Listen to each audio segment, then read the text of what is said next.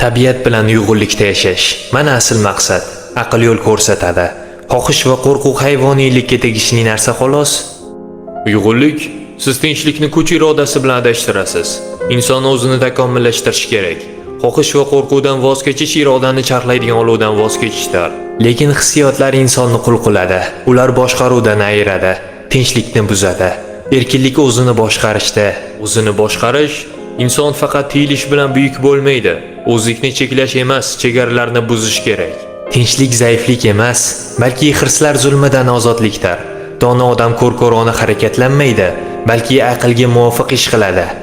Ammo agar aqlning o'zi eng katta yolg'onchi bo'lsa-chi, siz donolikda tinchlikni topgansiz, lekin davomiy emas.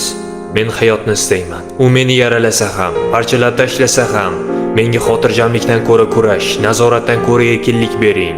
Siz azob evaziga buyuklikni izlaysiz. Men esa shon-shuhrat bo'lmasa ham fazilatni izlayman. Biz dushman emasmiz, lekin bir yo'lda ham emasmiz.